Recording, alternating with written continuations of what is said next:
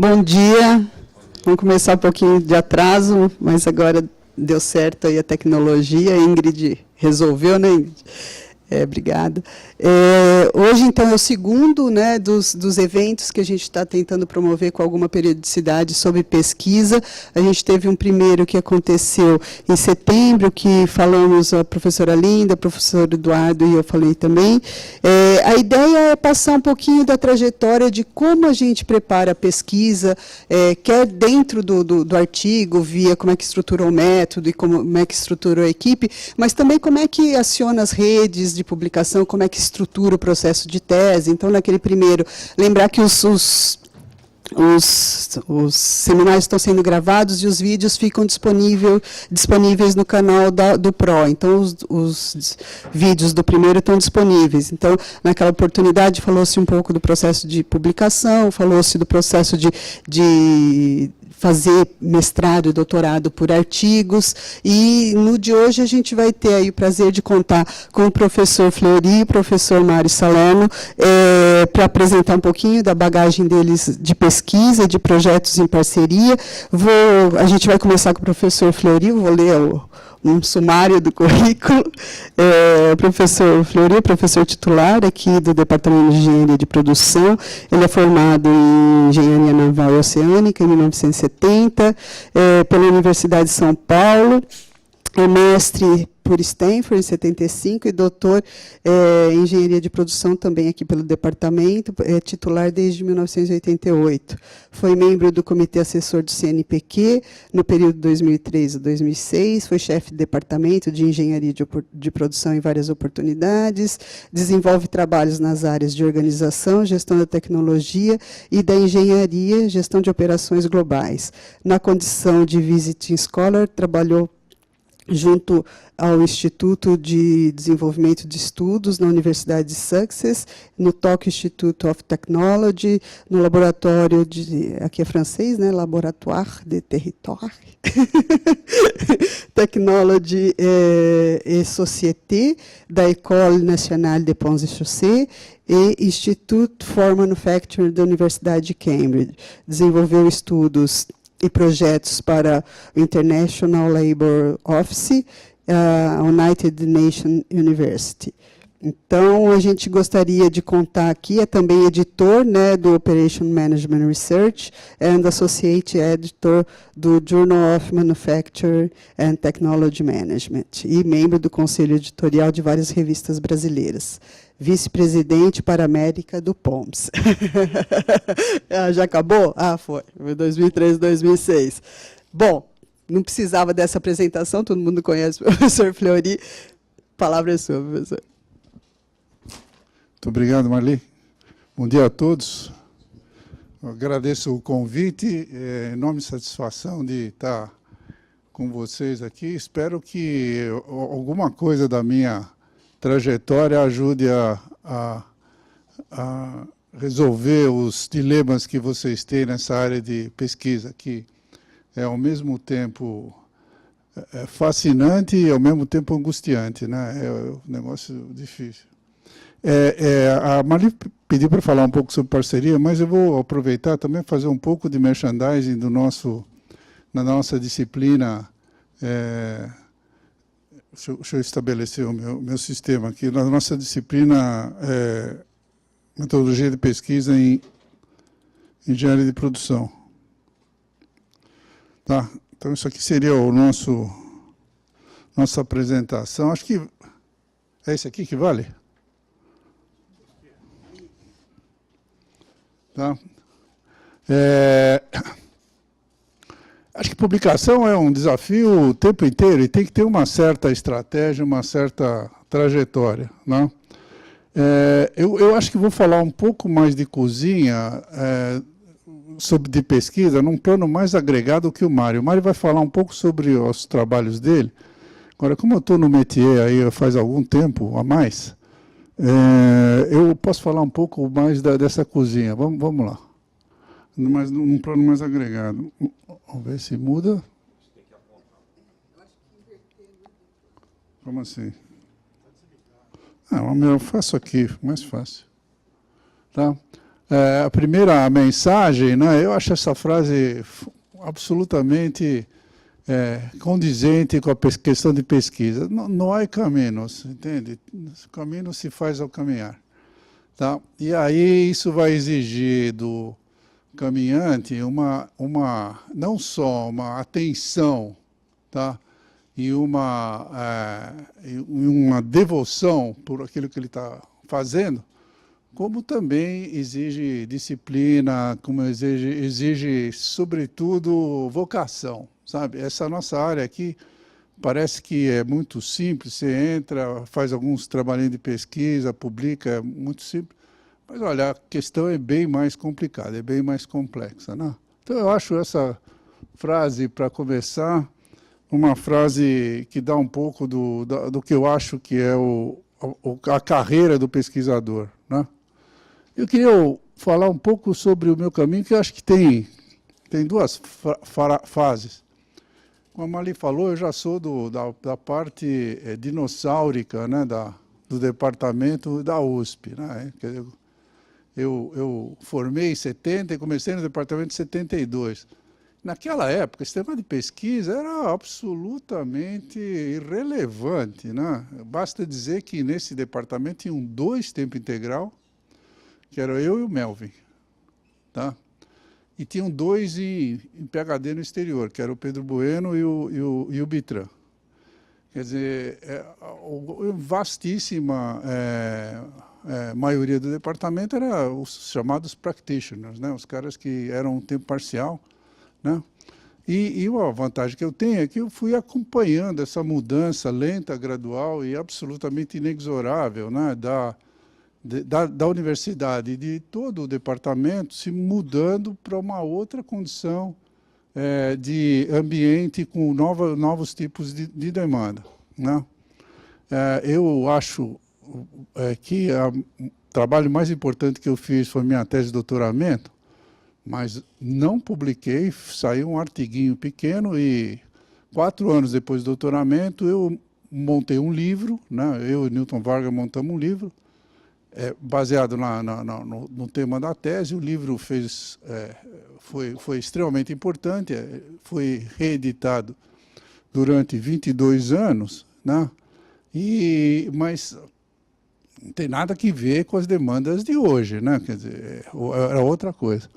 Agora, eu acho que aqui esse é um ano importante, pelo menos para mim foi esse ano que o POMS teve o tema da conferência foi Doing Research in Operations Management, in Production and Operations Management, tá? Então foi a primeira vez, quer dizer, aí a gente sai do plano nacional, vai para o plano internacional. Foi a primeira vez que os caras falaram, olha, a gente tem que mudar o jeito de trabalhar, tá? Para mim foi uma edição absolutamente fantástica do POMS, e foi uma instância que vários autores da nossa área começaram a se dizer, olha, a gente precisa tomar cuidado com metodologia de pesquisa e precisa tentar entender, afinal das contas, em que campo da ciência, né, entra a tal da Production Operations Management, entende? Porque, por enquanto, a gente continua um campo de practitioners, né? Começou ali, inclusive, um artigo clássico do Lovejoy, né, que foi um artigo que procurou exatamente posicionar a área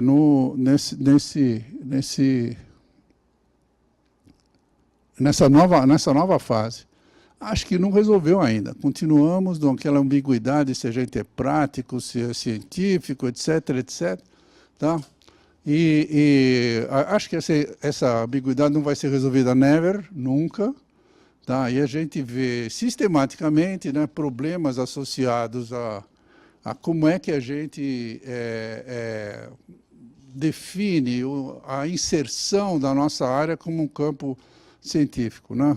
Acho que tem tantos casos para contar que eu vou pular, porque senão eu vou gastar muito tempo. O que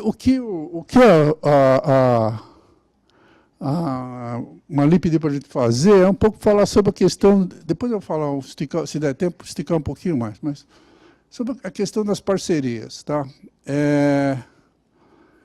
quando eu entrei no departamento, eu entrei com o explícito, absoluto intuito de... Eu estava louco por ser expatriado, né?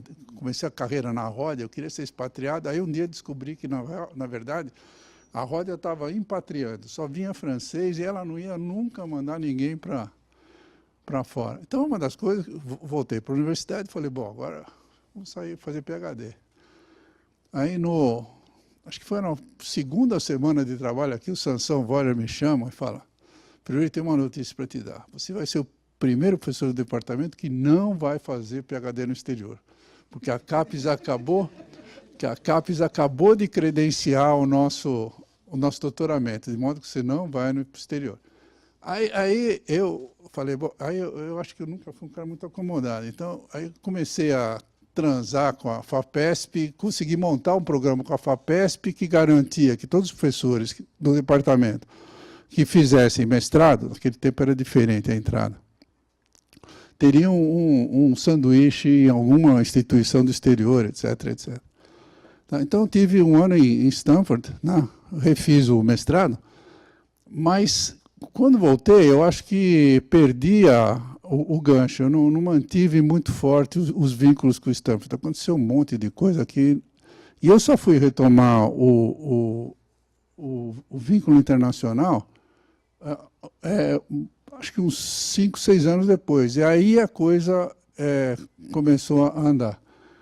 E eu acho que o problema que a Amalie acho que gostaria de tocar é o seguinte, que o network é absolutamente fundamental, e não só isso, mas é o network internacional. Tá? Então, o que eu fiz de pesquisa? Na década de 80, a ideia era Brasil, país de terceiro mundo, o que era importante eram empresas estatais, privadas, nacionais e multinacionais. Os temas que eram, para mim, importantes foram organização do trabalho, relações de trabalho, modelo japonês daquele tempo, né? E aí comecei a montar as redes internacionais. A primeira, o Mário teve comigo em 1985, lá em Sussex, no IDS, né? E aquele foi um momento muito importante, porque a partir daí começou a surgir uma série de contatos, de relações, etc., né, que geraram não só trabalho com o pessoal do IDS, né, uma relação muito forte com o John Humphrey, com o Herbert Smith, né, como também alguns spin-offs, né, um trabalho que eu fiz para a International Labour Office, tá? E depois, na cauda desse processo, uma relação forte, não é exatamente CNRS, eu não sei onde é que eu errei, mas não é CNRS. Tá? Mas naquele tempo ainda a publicação mais forte da gente era livro. O livro ainda era a coisa mais importante. Tá? E uma das publicações que saiu foi o Tour do Modelo Japonês, que foi um livro em conjunto com outros autores franceses, o Mário também estava nesse livro, etc, etc. Aí mudou a década, mudou o país e os temas começaram a mudar.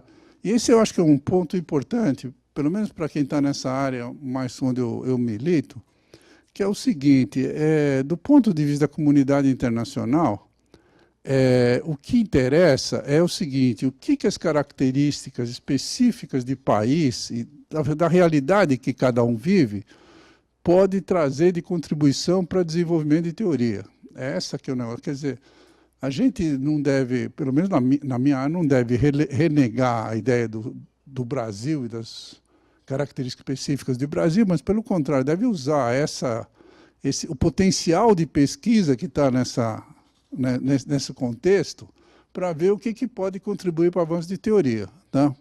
Então, as mudanças têm muito a ver com isso. Tá? Na década de 90, o Brasil perdeu a condição de terceiro mundo, ele deixou de ser third world, passou in development, né? Mudou um pouco o foco, a questão das estatais. As estatais sumiram, teve todo o processo de privatização, etc, etc. Né? E os temas mudaram um pouco. Né? o tema passou a ser reestruturação produtiva, né? Novos modelos organizacionais e a ideia da competência, aprendizagem e inovação. Ou seja, ainda voltando à ideia do caminhante aí, quer dizer, é tentar entender o que tem de novo no contexto, entende, que ajuda ao desenvolvimento de pesquisa que tenha valor para a comunidade internacional, né? Nós montamos outras redes internacionais, uma com o Tokyo Institute of Technology, que foi o Dario que abriu, também junto ao Institute of Development Economies de Tóquio, tá? Aqui a relação com a França ficou mais forte. Eu passei praticamente a década de 90 inteira numa relação com o pessoal francês, tá? Mas também, como a gente estava na rede do GERPISA, né, que era a rede de estudo da indústria automobilística, tá? Acabou saindo alguma coisa com o MIT. E aqui é uma capa de um dos livros que a gente publicou, que é o After Lean Production, que tem um compartilhamento aí com outros pesquisadores internacionais.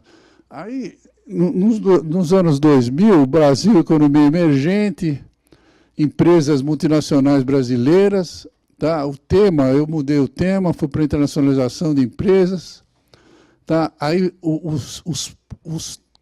a foco mudou um pouco para estratégia, competência e inovação, e mudou as redes, entende? Muda o tema, muda as redes, etc, etc. Hoje eu tenho uma relação muito boa com Cambridge, tanto com o Institute for Manufacturing quanto o George Business School, e através do AIB, que é a Academy of International Business, a gente foi montando outras redes. E essas redes são absolutamente fundamentais para a questão toda de publicação. E aqui tem um ponto que é básico, que é o seguinte: tem uma questão de... não é bem lealdade, mas tem uma questão de que a hora que você escolheu, tem que jogar o jogo, tá, com toda a seriedade possível. Tá? Quer dizer, vamos identificar uma rede internacional, vamos identificar um grupo internacional. Aí, ou você está dentro ou você está fora. Esse negócio, eu estou meio dentro, eu estou meio fora, não existe. Tá? Então, tem hora que eu não tenho recurso, eu não tenho tempo, eu não sei o quê, mas eu tenho que fazer, não tem jeito, entende? Por exemplo, na relação com Cambridge, né, eu comecei aí no Symposium for International Manufacturing, que eles fazem todo setembro, em 1997. Tá? De lá para cá, eu faltei uma vez, tá? Que foi esse ano, porque o que acontecer, a não ser que tenha realmente alguma coisa muito séria, a ideia é o seguinte: tem que manter o vínculo, porque eu acho que é isso que dá a ideia de que você está inserido num grupo que está te dando o norte para a tua pesquisa. Tá? Mas é um pouco essa ideia da minha trajetória pessoal aí. Cada um vai ter uma. Tá? É uma questão muito forte. Tá? Tem alguém que outro dia me falou, eu não lembro quem foi algum professor daqui que fizeram uma análise. Perguntar para os professores pesquisadores aí, quanto tempo você gasta produzindo artigo e quanto tempo você gasta alimentando a rede. E o alimentando a rede é muito maior do que produzindo o artigo. Quer dizer, tem uma questão aí de disponibilização, tá? E de participação que é muito, muito forte. Tá? E eu acho que a questão primeira, a regra 1 da pesquisa é essa, que desenvolver conhecimento é um processo coletivo. Tá? Ninguém faz esse desenvolvimento sozinho. Tá? É um processo contínuo, entende? Coletivo, você precisa entender para onde que a boiada está indo, como é que você pode se inserir nesse processo, né? E dadas as tuas capacidades, dadas as suas competências, como é que você pode contribuir. Tá? Inclusive, voltando, usando a ideia de que você tem capacidades e competências e está inserido num país que tem características completamente diferentes. Tá? Tá? E na nossa área, isso aí pode ser um negócio interessante. Tá? Tá, então, as sub-regras que eu coloquei, aí, primeiro, é identificar qual é a tribo, entender em minúcias o que a tribo está trabalhando, que você poderia fazer, e você trabalhar com humildade na resolução de alguma o problema deles. Esse aqui eu uso no curso, eu acho interessante. Vocês sabem de quem que são essas pinturas? Hã? E essas aqui? Hã? Fala. Hã? Essas duas são do Picasso, tá? E aqui são do Dalí. Tá? É um pouco da ideia é o seguinte, olha, os caras entraram o Picasso podia ter ideias completamente diferentes, o Dalí também, mas a primeira coisa que eles fizeram foi entrar num grupo, tá, e dizer, eu posso pintar exatamente do jeito que o grupo quer que eu pinte, entende? E depois eu vou fazer as minhas coisas, mas eu vou começar seguindo o processo que o coletivo dá. Depois eu vou dizer assim, eu pinto diferentemente de todo mundo. Eu acho que a nossa carreira de pesquisador tem muito a ver com isso. Aí o segundo ponto, aqui eu estou fazendo marketing do meu curso já, tá? É a questão do projeto de pesquisa.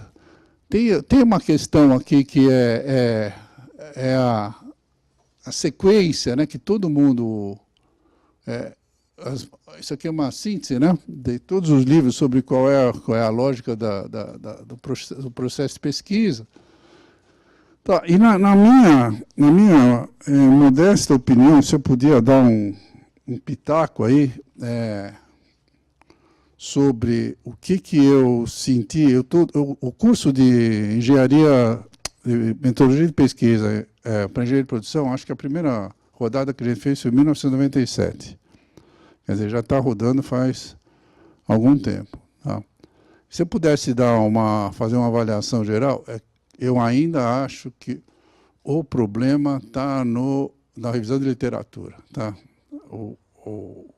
Você pode dizer que tem problema com método, etc., mas de tudo que eu analiso em termos de projetos e publicação, etc., a questão fundamental ainda está no posicionamento do problema. Quer dizer, aqui tem que ter uma paciência de Jó, entende? Para ir em todas as minúcias e tentar entender. Tem que ter uma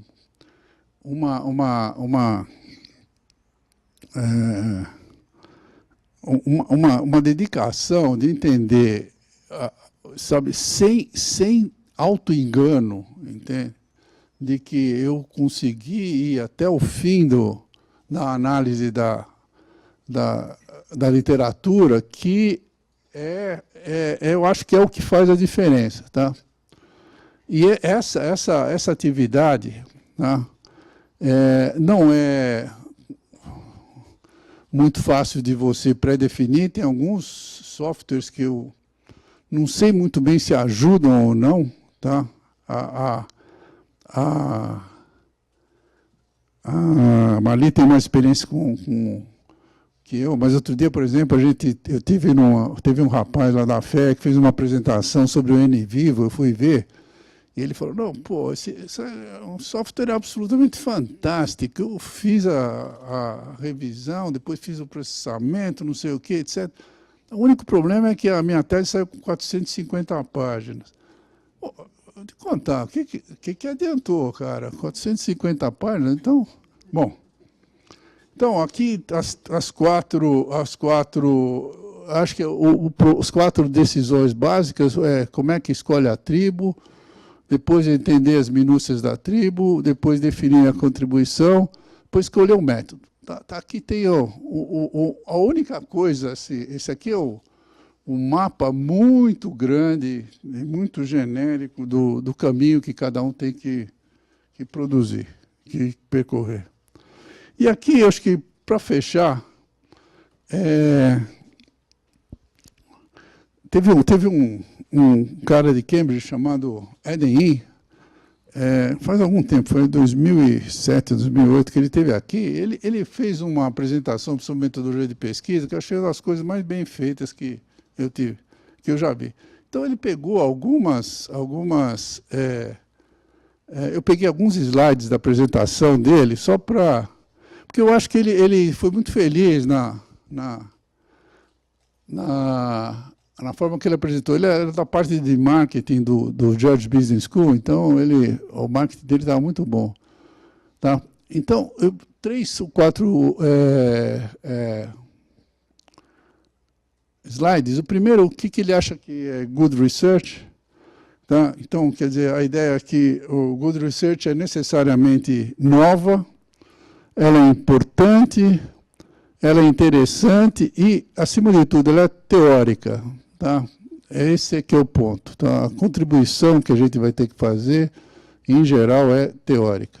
Tá? E aí tem uma pergunta que ele faz, né, que eu acho que é o fundamental, que é como é que você diferencia teorias interessantes de teorias não interessantes. E a ideia fundamental é que as teorias interessantes tentam negar o conhecimento existente, tá? Enquanto as teorias que são não interessantes, na verdade, procuram confirmar. Tá? Então, aqui tem um pouco na questão da ousadia, de você realmente sair da zona de conforto e tentar extrapolar alguma coisa. O texto que o Mário vai colocar aqui, eu acho que é exatamente isso. Sai da zona de conforto, entende? Quer dizer, tem uma enorme tradição de qual é a sequência dos estágios de gestão de inovação, e o Mário vai dizer, não é isso. Tá? Então, eu acho que esse é o ponto fundamental. Tem que, de alguma forma, a gente tem que negar, né? A ideia de negar determinadas...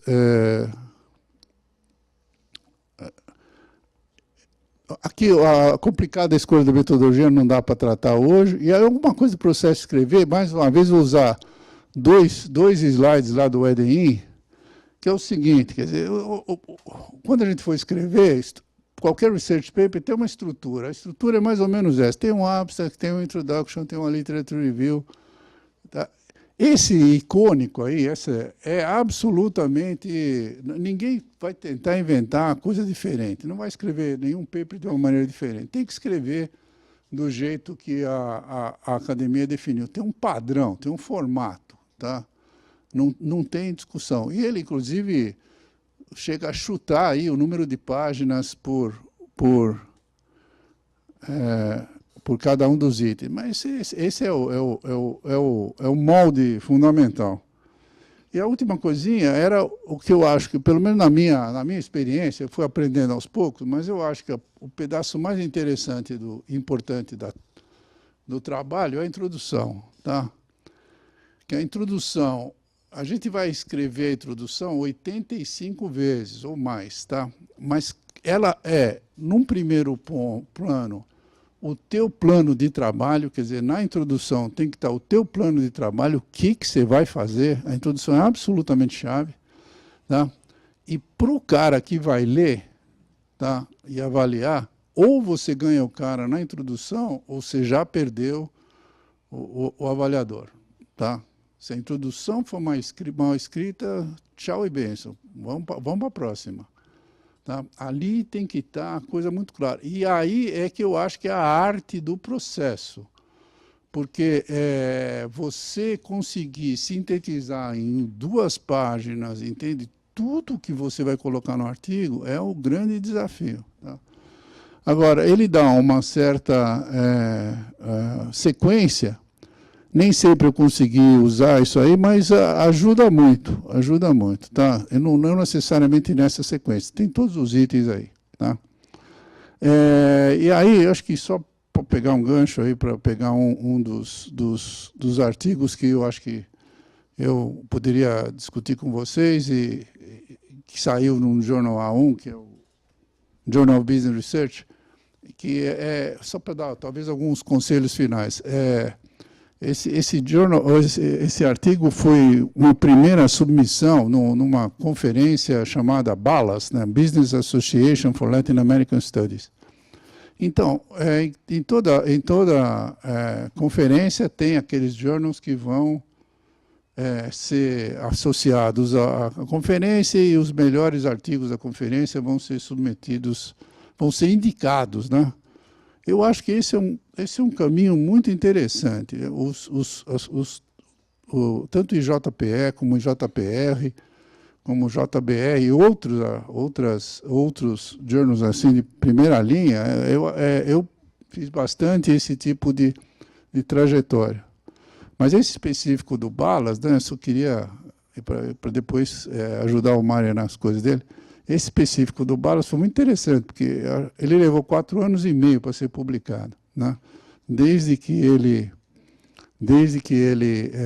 foi indicado até ele sair.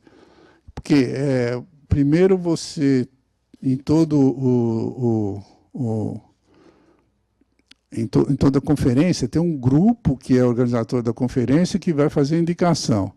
Então, a primeira coisa é você passar pela barreira dos caras que fizeram a indicação, para aí subir para o nível do editor. Aí, a hora que você passa pelos caras que fizeram a indicação, você sobe para o nível da revista, aí eles vão mandar para não sei quantos reviewers, né?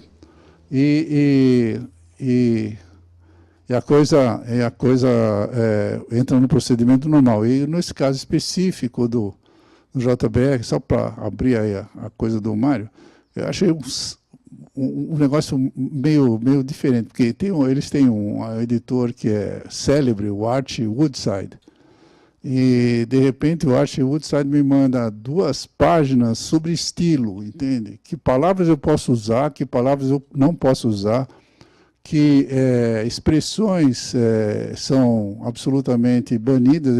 Você nunca use moreover, tá? Você escreva sempre no impessoal, quer dizer, cada um dos editores vai tendo a sua idiosincrasia, tá? E aí vocês têm que associar esse trabalho de questão que já não é fácil, ainda tem que fazer esses ajustes para cada uma das revistas. Última coisa, 2 frases que eu acho ótimas para dizer que, sabe, na nossa área nada é muito sólido, tudo desmancha no ar. Essa frase do Descartes, depois a segunda é do Einstein, né? Eu acho que a minha seria essa aqui, ó. Sem tesão não há solução. Eu acho que ou as pessoas realmente compram o projeto, é um jogo, ou o jogo da adrenalina, você gosta de jogar, ou está no lugar errado, sabe? Quer dizer, tem que gostar de todas as idiosincrasias e de todas as dificuldades. E as recompensas são num plano não necessariamente financeiro, né? E as recompensas são num plano mais de autoestima, autoimagem, etc, etc. Tá? Muito obrigado, Marli.